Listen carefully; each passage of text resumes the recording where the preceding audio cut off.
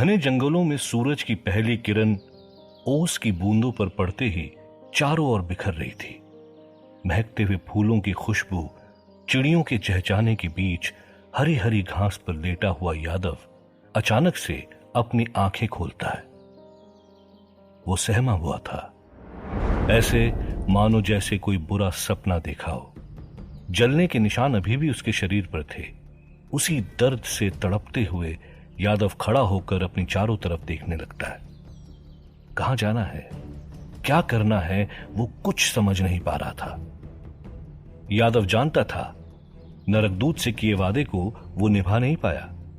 अब किस मुंह से उसके सामने जाएगा, इसलिए उसने छिपने के लिए अपना ठिकाना शमशान से सटे इस जंगल में बना लिया था। यादव ने झल्लाते हुए कहा, अब बस बहुत हो गया। जिस इंसान ने मेरी जिंदगी नरक बना दी, उससे बदला लेकर रहूंगा। यादव के मन में चल रहा था कि वो फिर से राहुल के इस जिस्म को जला दे, पर वो तैयार नहीं था राहुल से दोबारा टकराने के लिए।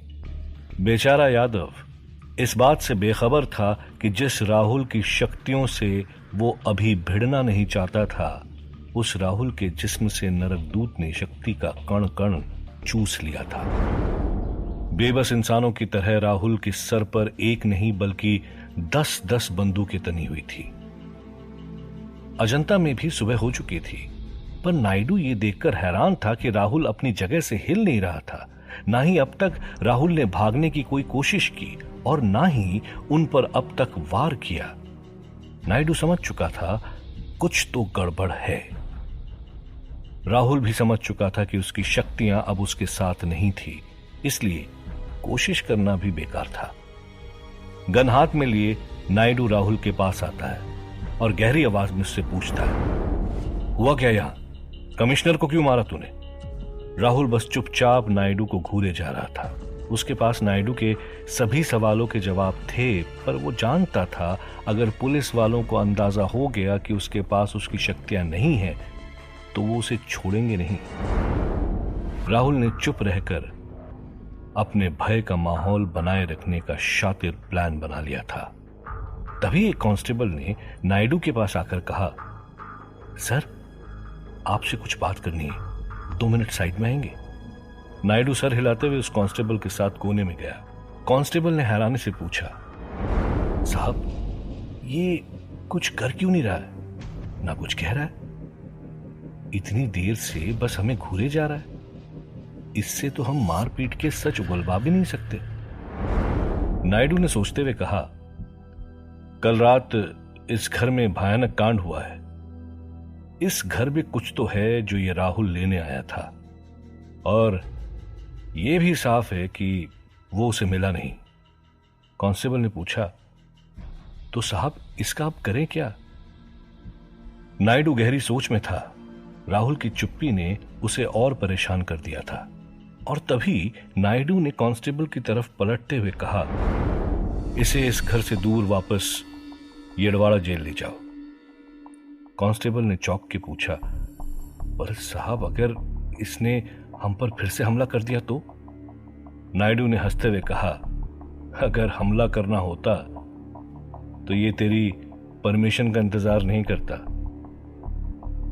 जाओ, डालो इसे जीप में और ले जाओ पुणे। तब तक मैं पता लगाता हूं इस घर में आखिर हुआ क्या था, क्यों ये घर इतना जरूरी है राहुल के लिए। कांस्टेबल राहुल तक पहुंचकर अपने बाकी पुलिस वालों की तरफ इशारा करता है।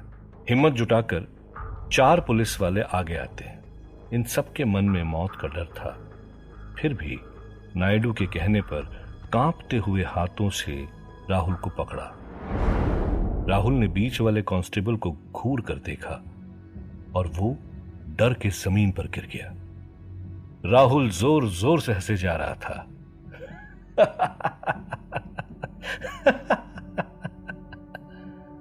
नायडू ने चिल्लाते हुए कहा, ले जाओ इसे। अपने चीफ का ऑर्डर सुनते ही पुलिस वाले राहुल को खींचते हुए बाहर ले गए। राहुल बस हंसे जा रहा था। राहुल के लिए इन पुलिस वालों के दिल में उसका डर बनाए रखना उसकी जिंदगी के लिए जरूरी था। किसी और को पता हो या ना हो, राहुल तो अंदर ही अंदर जानता था कि अब वो इन लोगों की तरह आम इंसान बन चुका था। राहुल के जाते ही नायडू पुलिस कमिश्नर की मुर्दा जिस्म के पास आया और उसे बारीकी से देखने लगा। नायडू को कमिश्नर के जिस्म पर एक भी चोट का निशान नहीं मिला। नायडू सोच में पड़ गया, आखिर कमिश्नर को क्यों और कैसे मारा। पुलिस कांस्टेबल ने राहुल को जीप में डालकर लॉक करते हुए चैन की सांस ली। पुलिस की वो जीप राहुल को बिठाए पुणे की तरफ निकल चुकी थी। चैन की सांस तो राहुल ने भी ले ली थी, पर उसका जिस्म आम इंसानों की तरह दर्द से टूट रहा था। उसकी पलकें भारी हो रही थी। राहुल को नींद आ रही थी और तभी एक गहरी आवाज ने कहा, बहुत थके हुए लग रहे हो। राहुल ने चौंकते हुए इधर उधर देखा तो पता चला कि इस गाड़ी में वो अकेला नहीं था। गाड़ी के दूसरे कोने में सफेद दाढ़ी में 40-50 साल की उम्र का एक आदमी नारंगी धोती कुर्ते में बाबाओं के जैसे वस्त्र पहने हुए बैठा था। उस आदमी ने फिर से कहा, तुम्हारे जिस्म से अजीब सी बदबू आ रही है। ये जिस्म की बदबू नहीं, बल्कि शक्तियों की गंध है। पर अजीब बात है, शक्ति तो तुम्हारे अंदर है नहीं। हाँ, ऐसा लग रहा है जैसे कुछ देर पहले ही शक्तियों से भरे कलश को किसी ने खाली कर दिया है। राहुल ने सर हिलाते हुए पूछा, बहुत ज्ञान है आपको शक्तियों का? बाबा ने मुंह बनाते हुए कहा, बेटा, इस दुनिया में दो ही तरह के लोग हैं। एक वो जिनके पास शक्तियां हैं, दूसरे वो जो इन शक्तियों को छीनना चाहते हैं। राहुल ने पूछा, तो आप किस तरह के इंसान हैं? बाबा ने हंसते हुए कहा, मैं तीसरी तरह का इंसान हूं, जो इसी फिराक में रहता है कि कहीं से थोड़ी सी शक्ति मिले और उसे ग्रहण कर लूं। ठीक वैसा ही जैसा वो पुलिस कमिश्नर था। कमिश्नर का नाम सुनते ही राहुल चौंक जाता है और हैरानी से पूछता है, आप कमिश्नर के बारे में कैसे जानते हैं? बाबा ने गहरी आवाज में कहा, मुझे सब पता है, बस ये नहीं जानता कि तुम्हें इन शक्तियों की इतनी जरूरत क्यों है। राहुल ने उदासी से कहा, मुझे कोई फर्क नहीं पड़ता शक्तियों से, मुझे तो बस अपना जिस्म वापस चाहिए। बाबा अब उठकर राहुल के पास आकर बैठ गया था और उसे घूरते हुए कहा, अगर कोई चीज तुम्हें मिल नहीं रही, इसका मतलब है कि तुम गलत दिशा में उसे ढूंढ रहे हो। राहुल ने गुस्से में कहा, अगर इतना सब पता ही है तो आप पुलिस के हाथ कैसे चढ़ गए? राहुल की इस बात पर बाबा हंस पड़ा और हंसते हुए कहा, क्योंकि मैं भी कभी तुम्हारी तरह ही था, गलत दिशा में सही चीज ढूंढ रहा था। एक शख्स को जादू सिखाने की भारी कीमत चुकाई है मैंने। राहुल ने उत्सुकता से पूछा, जादू? कैसा जादू? बाबा ने कहा, इंसान को चूहा और चूहे को इंसान बनाने वाला जादू। ये सुनते ही राहुल सोच में पड़ गया। नायडू ने कांस्टेबल को बुलाकर कहा, इस बॉडी को पोस्टमार्टम के लिए ले जाओ और मुझे जानना है कि कमिश्नर के साथ क्या हुआ था। नायडू कांस्टेबल को बता ही रहा था कि तभी बाहर से एक जोर की आवाज आती है, पोस्टमार्टम की जरूरत नहीं पड़ेगी साहब, मैं जानता हूं कल रात यहां पे क्या हुआ था। नायडू ने हैरानी के साथ बाहर देखा तो एक शख्स बैसाखी के सहारे लंगड़ाता हुआ अंदर की तरफ आ रहा था और तभी एक हवलदार ने उस शख्स को बाहर ही रोक लिया। नायडू ने हवलदार की तरफ इशारा करते हुए कहा, आने दो उसे अंदर। मैली सी चादर से लिपटा हुआ वो शख्स अंदर आते ही नायडू के सामने रो पड़ता है। नायडू उसे संभालते हुए पूछता है, बताओ बताओ, क्या देखा तुमने? ये शख्स कोई और नहीं बल्कि मास्टर ही था, जो बहरूपिया बनकर पुलिस वालों के सामने आया था। मास्टर ने इधर उधर झांकते हुए कहा, साहब, मैं तो गरीब आदमी हूं। सुनसान घर था तो इसी के लिए बाहर सोया करता था। कल रात वो लोग आए और उस कमरे के अंदर। ये कहता हुआ मास्टर आगे चल पड़ा और ठीक उसी जगह जाकर खड़ा हो गया जहां से कल रात राहुल गड्ढे में गिरा था। वहां बना निशान मास्टर अभी भी देख सकता था। नायडू ने पूछा, बताओ क्या हुआ यहां? मास्टर ने कहा, वो कमिश्नर यहीं खड़ा था, ठीक इसी जगह। ये कहता हुआ मास्टर उस निशान पर लेट गया और उसे सूंघने लगा। मास्टर समझ गया था कि जो उसे चाहिए था अब वो मंजिल दूर नहीं, यही तो पता करने आया था वो। नायडू के सब्र का बांध टूट रहा था और गुस्से से झल्लाते हुए उसने पूछा, हुआ क्या, ये तो बता। मास्टर ने हंसते हुए कहा, वो लोग नाच रहे थे, गा रहे थे। नायडू ने मास्टर का गला पकड़ते हुए कहा, गधा समझा है हम पुलिस वालों को? हाँ, मस्ती चल रही है यहां। पर मास्टर को नायडू पर कोई गुस्सा नहीं आया। आखिर उसका काम तो हो गया था। और फिर अचानक मास्टर बेहोश होने का नाटक करते हुए जमीन पे गिर गया। नायडू ने हवलदार की तरफ इशारा करते हुए कहा, ले जाओ इसे हॉस्पिटल, लगता है कोई पागल है। पर मास्टर बंद आंखों से मन ही मन मुस्कुरा रहा था। हवलदार ने जब बाहर ले जाकर मास्टर को दूसरी गाड़ी में बिठाया तो मौका देखते ही मास्टर वहां से निकल गया। चलते चलते मास्टर ने अपनी दाढ़ी निकाली और देखते ही देखते उसका बायां पांव फिर से उगने लगा। मास्टर के चेहरे पर एक शैतानी मुस्कान थी और उसके पीछे रेंगते हुए पिंजरे के अंदर चल रहे थे मास्टर के सैकड़ों चूहे। चलती हुई गाड़ी में राहुल भी सोच में डूबा हुआ था। बाबा की कही हर बात राहुल के दिमाग में घूम रही थी और तभी राहुल को एहसास हुआ बाबा सच कह रहे हैं। वो आज तक गलत दिशा में भाग रहा था। यादव के जिस्म में राहुल को डालने वाला नरक दूत ही था, तो वही राहुल को दोबारा उसके जिस्म में भेज सकता था। राहुल किसी भी कीमत में नरक दूत तक पहुंचना चाहता था और तभी अचानक से पुलिस की वो जीप रुकती है। खिड़की से झांकते हुए राहुल देखता है कि उसकी मंजिल तो नरकदूत की गुफा है, पर वो पहुंच गया था पुणे के उसी येड़वाड़ा जेल में। राहुल ने बाबा की तरफ देखते हुए कहा, बाबा, मुझे यहां से निकलना है, अभी की अभी। बाबा ने सर हिलाते हुए कहा, मैं तुम्हारी कोई मदद नहीं कर सकता। अपना रास्ता तुम्हें स्वयं बनाना होगा। राहुल की शक्तियां अगर उसके पास होती तो यहां से निकलना उसके लिए बच्चों का खेल था, पर अब उसे शक्तियों से नहीं बल्कि अपने दिमाग का इस्तेमाल करके यहां से निकलना था। राहुल कुछ सोच पाता कि तभी कुछ हवलदारों ने आकर बाबा और राहुल को पकड़ लिया और जेल के अंदर ले जाने लगे। राहुल के दिमाग में बस एक ही सवाल चल रहा था, किसी भी कीमत में यहां से निकलना है। मास्टर अपने चूहों के साथ अजंता की वादियों में चल ही रहा था कि वो अचानक से रुक गया। पलटकर उसने पिंजरे की तरफ देखा और उसे खोलकर सबसे बड़े चूहे को अपनी उंगलियों से उछाल कर अपने हाथ पर बिठा लिया। हंसते हुए मास्टर ने कहा, मेरे हुक्म का इक्का है तू, वक्त आ गया है तेरा इस्तेमाल करने का। ये कहते हुए मास्टर ने उस चूहे को हवा में फेंका और देखते ही देखते वो चूहा आयशा में तब्दील हो गया।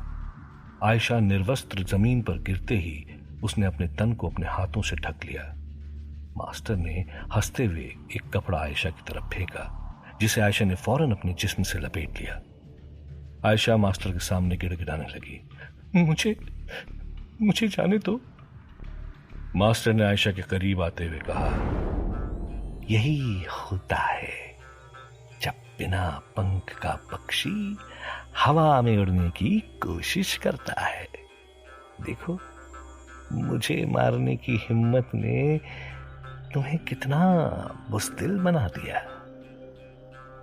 आयशा की बेबसी को देखते हुए मास्टर ने कहा, एक रास्ता है इस पक्षी के पंख लौटाने का। बस मेरा एक काम करना होगा और फिर तुम आजाद हो। आयशा ने उत्सुकता से पूछा, क्या करना होगा? मास्टर ने हंसते हुए कहा, बस वही करना है जो तुम आज तक करती आई हो। तुम्हारे यार राहुल के साथ एक खेल खेलना होगा। राहुल का नाम सुनते ही आयशा चौंक उठी और सिर हिलाते हुए कहा, नहीं, आज तक मैंने राहुल को सिर्फ धोखा ही दिया है, अब और नहीं। मास्टर ने गुस्से में चिल्लाते हुए कहा, तो ठीक है, जिंदगी भर चूहा बनकर मेरी गुलामी करना। ये कहते ही मास्टर ने अपनी उंगली आयशा की तरफ उठाई और आयशा ने अपने घुटनों पर गिरते हुए मास्टर के सामने हाथ जोड़ लिए। आयशा ने फूट फूट कर रोते हुए कहा, नहीं नहीं, मुझे दोबारा चूहा नहीं बनना है। नहीं, मुझे दोबारा चूहा नहीं बनना है। आप जो कहोगे मैं वही करूंगी। मास्टर ने हंसते हुए कहा, तो ठीक है, तैयार हो जा राहुल से प्यार करने के लिए। बस तेरा एक ही मकसद है, कैसे भी राहुल को मेरे पास लाना।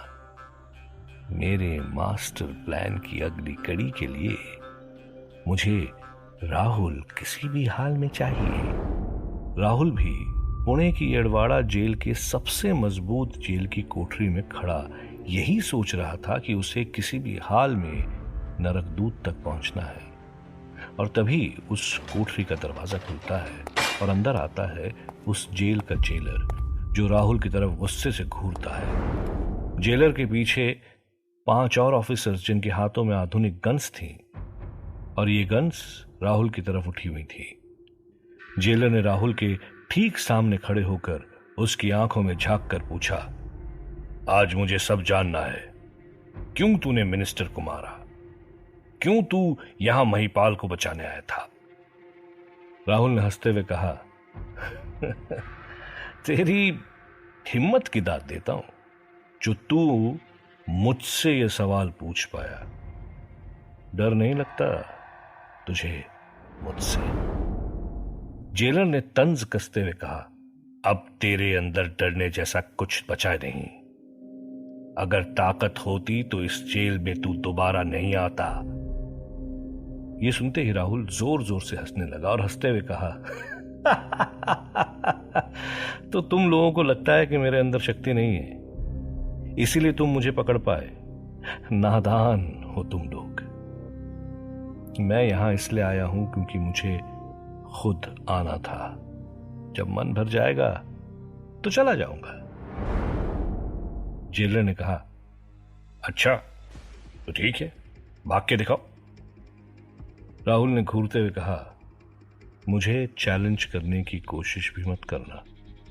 जेलर ने हंसते हुए कहा, बातें मत बना, अगर ताकत है तो निकल के दिखा। जेलर की बातों में हिम्मत तो थी, पर उतना ही डरे हुए थे उसके पीछे खड़े बाकी पुलिस ऑफिसर्स। राहुल ने उनकी तरफ घूरते हुए कहा, तो ठीक है, खुद ही देख ले। ये कहते हुए राहुल उस कोठरी के कोने में बनी दीवार के पास गया और फिर अचानक जोर से लात मारी। पुलिस ऑफिसर्स घबरा गए, पर दीवार को कुछ नहीं हुआ। जेलर जोर जोर से हंसने लगा और तभी देखते ही देखते वो दीवार हिलने लगी। एक एक करके उसकी ईंटें गिरने लगी। ये देखते ही पुलिस ऑफिसर्स डर के मारे पीछे हटे और राहुल ने तेजी से खिड़की की तरफ जाकर उसकी रॉड हाथ में पकड़ ली। तभी एक पुलिस ऑफिसर ने चिल्लाकर कहा, सर वो देखिए, उसने रॉड टेढ़ी कर दी। चारों तरफ अफरा तफरी मच गई। जेलर को भी यकीन नहीं हो रहा था। राहुल जैसे ही उसकी तरफ बढ़ा, जेलर पीछे हट गया। राहुल के लिए रास्ता साफ था और राहुल बिना किसी रुकावट बाहर निकल गया। बाहर निकलते ही राहुल तेजी से गेट की तरफ भागने लगा। सिर्फ राहुल ही जानता था कि उसकी शक्तियां वापस नहीं आई थी, बस दिमाग से उसने अपने लिए रास्ता बना लिया था। तभी एक हवलदार ने जेलर के पास आकर कहा, सर इस दीवार पर तो पहले से ही दरार थी, वो पाइप टूटने की वजह से इसकी मरम्मत का काम चल रहा था, और वो रॉड भी पहले से ही रेडी थी। जेलर को यकीन नहीं हो रहा था कि राहुल इतनी बड़ी फोर्स के सामने उसे मूर्ख बनाकर चला गया था। जेलर ने चिल्लाते हुए कहा, कोई रोको इसे। पर राहुल अब तक जेल के बाहर आ गया था। वहां खड़ी पुलिस की जीप में राहुल ने जैसे ही घुसने की कोशिश की, उसने देखा जीप में पहले ही 2 पुलिस वाले बैठे थे। पुलिस वालों ने अपनी गन राहुल की तरफ तान ली थी और तभी उनका वॉकी टॉकी बजता है। वो राहुल भाग गया है, उसमें शक्तियां हैं। ये सुनते ही दोनों पुलिस अफसर तुरंत जीप से उतर जाते हैं। राहुल चैन की सांस लेकर तेजी से जीप में बैठता है और रफ्तार से वहां से निकल जाता है। इस बार राहुल सही दिशा में अपनी मंजिल नरक दूत की तरफ तेजी से चला जा रहा था।